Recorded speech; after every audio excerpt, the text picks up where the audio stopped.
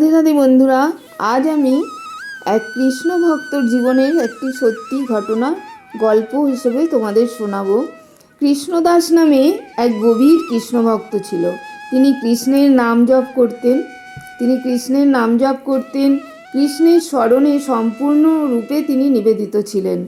তিনি প্রতি বছর বৃন্দাবনে যেতেন তো কৃষ্ণের ভজন ও সেবার জন্য। একবার তিনি এক গভীর জঙ্গলের মধ্যে দিয়ে বৃন্দাবন যাচ্ছিলেন।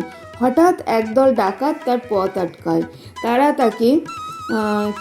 তারা তাকে ধরে নিয়ে যায় এবং তাদের নেতা বলে, তোমার কাছে যা কিছু আছে তুমি ওগুলো সব আমাদের দিয়ে দাও।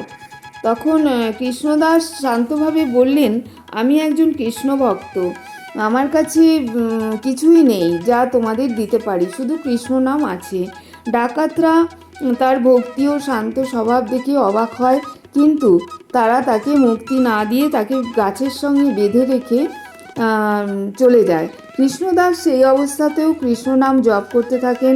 সেই রাতে হঠাৎ এক বিষধর সর্প ডাকাত দলের শিবিরে প্রবেশ করে এবং ডাকাতদের তাড়া করে ওখান থেকে তাড়িয়ে দেয়।